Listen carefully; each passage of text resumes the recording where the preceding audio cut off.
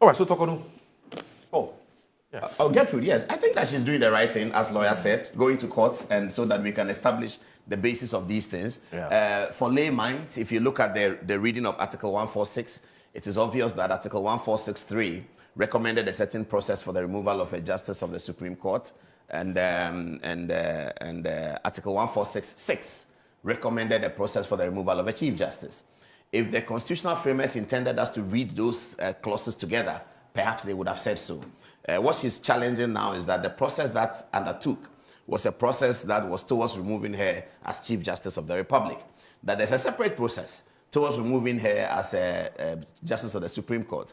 But the dismissal warrant from the President suggests that she's been removed from both. That during the process of the process in the committee, she knew at all material times, and her lawyers knew, that the process was towards removing her as a Supreme Court judge. She perhaps was not told. And in fact, when the publication was made, there were legal experts who indicated that has the Chief Justice been removed both as Chief Justice and also as Justice of the Supreme Court, and then the government, in response to that, published the warrant, which was signed by Callistus Mahama, I believe, and which was very clear that she had been removed from both. So if you have two constitutional articles referencing a removal process for one and the other, and a person goes through one of these processes and is told that it's been removed from both, and she's going to the court to test it. My only concern is I'm wondering why she didn't go straight to the Supreme Court, because it appears that she's raising matters of significant constitutional interpretation.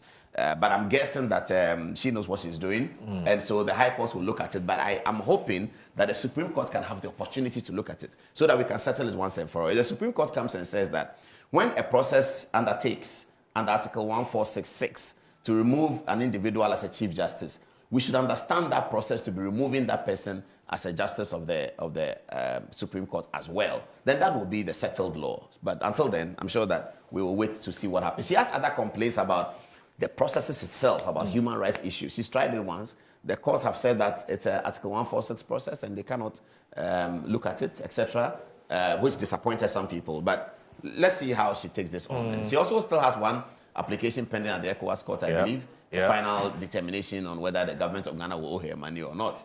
The Attorney General has already indicated at the bar conference that the government of Ghana's jurisprudence is not to be guided by all of these foreign entities who write and talk. But we don't know, in terms of the protocols between the ECOWAS countries, the value of an ECOWAS court's decision. Is an ECOWAS court understood to be higher than all the national courts, and the Federal Supreme Court of Nigeria, the Ghana Supreme Court, the Togo Constitutional Court, Cote d'Ivoire Constitutional Court? Should we understand the ECOWAS court to have a jurisdiction higher than these? I'm not sure what the protocol says and why she applied to it. Or is the ECOWAS court there to just make pronouncements without having the power to enforce these pronouncements? I'm not sure. So it's an area that we should look at. But the sentiments about the removal of the Chief Justice on those matters, I think the jury is still out there. And perhaps it has become a political question. It's no longer a legal question. It's a political question.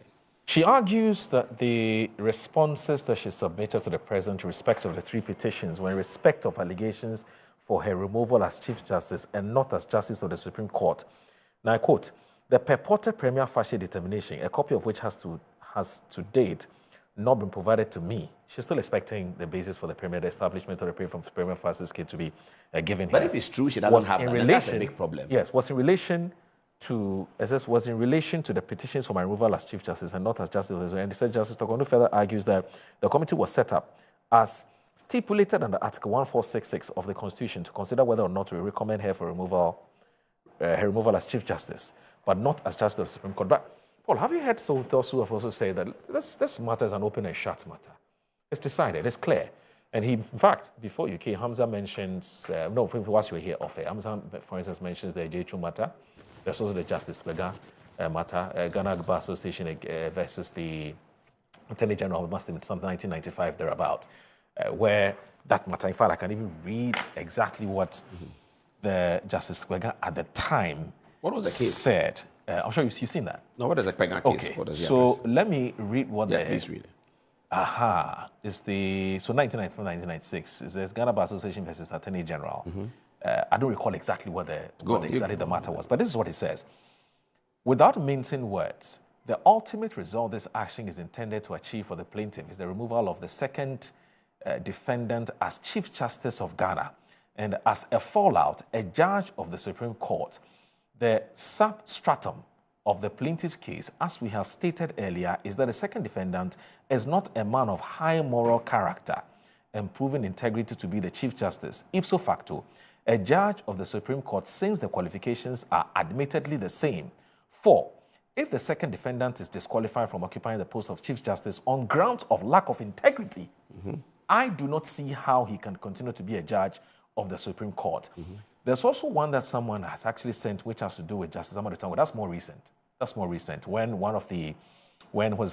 Justice Torkornoo filed for some injunction applications when she felt that something wasn't being done rightly. Now, per Tanko Amadu's statement on this matter, where he says that and this was on the 28th May 2025, where it says the above, and there's a portion which I'm going to quote.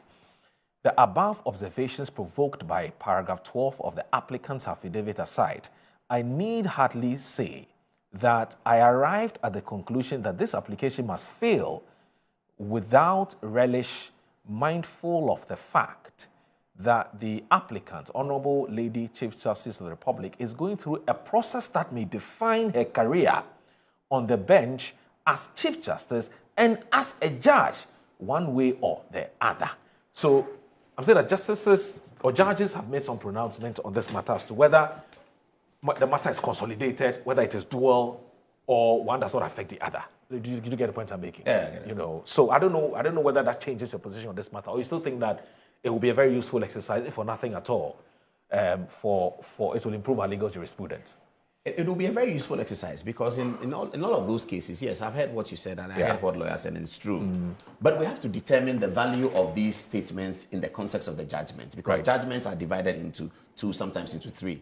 The most important part of the judgment is what the lawyers call the ratio. The ratio is the law. That is the case law. Now, the judge goes on to say other things when he's writing the judgment. So those other things that he says are categorized as obiter dictum. Obiter dictum is not the law. It's the ratio that is the law. But the judge is always allowed to pour out obiter to guide us in the future and to get lawyers to pick it up and do some more research on it, etc., etc. My view of the matter is that these things that you have read in both Ejechum and this Sprega one, they appear to me as the obiter. They don't appear to me as the ratio. In the case of the Dateba ruling, for instance, the ratio was clear. The matter that was before the court and the question put before the Supreme Court was whether or not, in the case of the Chief Justice's removal, a purported petition so to do, who does the prima facie? Because it wasn't obvious. And so the court came in to fill the gap. I think that they didn't fill it as much as they should have, because they said the prima facie ought to be done between the President and the Council of State. Chief Justice Torkornoo continues to complain that she has not received that document, because you see, that document really is the basis of the trial. That prima facie decision made by the President. But it's a document that ought to be handed over to her. Is she entitled to the document? She is entitled to her, and also entitled to the petitioner.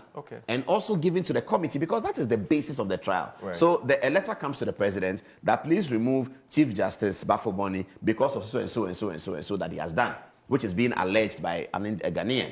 So the President takes it and says that, sends it to the Chief Justice and says, this is what somebody has said. And so Chief Justice says, on point 1, I think so and so, on point 2. So the President and the Council of State have before them the complaint from the petitioner and the Chief Justice's response. They look at that, conduct some preliminary research. They can ask BNI to do something. They can ask National Security to do something. They can ask Yoko to do something based on the allegations that have come. When they get all this information, they sit together and make a determination that on this one, this allegation was made, the answer given by the Chief Justice is not sufficient. It does not answer this and this and this, and therefore it requires a trial to do so. On this one, we think that this second one is dismissed. On this third one, we think that you have not answered so and so. So when Chief Justice goes to the committee, she knows the deficit and the work that has been placed on her shoulders. She clearly knows, and the committee also knows what they are trying. But without that document, you go to the committee and you stand there and say, okay, you are here. You wrote a letter to the President responding to the allegations. The President and the Council of State think that the prima facie case has been made. So let's start. I mean, how do you do that? That's the ghost trial. How do you do that? She has to be told that this allegation that came against you for the transfer of this person, your answer was so and so and so. But if you look at the allegation, this answer you gave is insufficient because you have not answered da. This process requires some cross-examination between you and the petitioner. and for the committee to listen. And therefore, you have to come and answer. So when she's going, she knows that I'm going to be confronted with this allegation. They think that my answer was not sufficient. If I have more documents to push my answer, I take those documents along. But if she goes into a dark room, so to speak, in quote, and you are trying her, and there's the prima facie, which is the basis of the sermons, is not there, I'm not sure how that happened. But anyway, that's her allegation. How can the committee, Justice Former Committee, even proceed to adjudicate over this matter, for want of a better word, without telling her why she's there? Without offering her the prima facie, that's what Ayuko has been. As in documentary. Yes, that's what Ayuko has been crazy about. That where is the prima facie determination? What went into it? She would have been told at the committee. At the committee. Yes, she asked the committee, they don't have it. Kweku Azar. Oh, she asked the committee, they said they don't have several times. She said that, Ayuko has said that. Kweku Azar, when she wrote a petition to President Akufo-Addo, wanting the removal of Chief Justice Torkornoo, the process that Akufo-Addo went through, the prima facie determination was sent to him that they have made a prima facie on this and this and that, and we don't think that you have a case. It was also given to Torkornoo. In the case of other people, that Torkornoo was presiding as Chief Justice, and petitions went to her for the removal of these people, forwarded to her by the President, some important institutions of state. She had made a prima facie determination, sent it back to the President. The President sent it to the petitioner. So the prima facie must be there.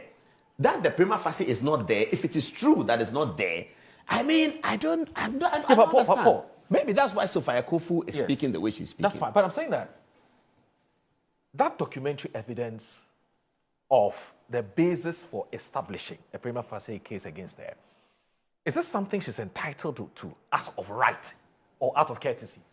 If we conclude that she's not entitled to it as of right, it is like sending somebody to court and not specifically telling him why he's there. Right. That's what it means. It's like come to you and they say that you have been charged for stealing and this and that and that. So they say you have been charged for stealing, contrary to section so and so, for doing this, that. Right. So you go to court and say, my lord, I didn't do this. So what is not in issue, you don't talk about it in court. Right. What is in critical issue, you talk about it in court. But if you give a carte blanche trial, so she goes and she's not sure who the witnesses are, you even have to file the witnesses that on this matter, we are going to ask this person to come and testify because he said this. On this matter, we're going to do this. On this matter, we're going to do that. She indicated another process where during the process, in the first instance, when they went there to set out the rules, lawyers do that. They go there to set out the rules of the engagement. Her lawyer went to that meeting, and the people said that, the committee said, according to Ayuko, that because she, the subject, is not present, her lawyer will not be recognized. Even though letters had been written to the lawyer prior to that process. This is what Ayuko said. Letters had been written to the lawyer prior to that process. So the committee had already recognized the lawyer by writing letters to him that you are a lawyer for Torkornoo, let her do this, let her do that. Those communications had been had. But then the lawyer comes to the Edu Lodge on day one, and he's told that, where is your client? She's not here. The subject of the prison is not here. Oh, then we cannot recognize you. So they proceed to develop the rules of engagement without the participation of her lawyer. If these matters are true, then it may make sense why Justice Sophia Akufu may say that it's unfair. It may make sense why the Ghana Bar Association's resolution was to that effect as well, read at the bar conference last week. But we really have to be sorry if these things are true. And we perhaps have to ventilate these matters in a better way, but I don't know how. As I said, it has become a political question.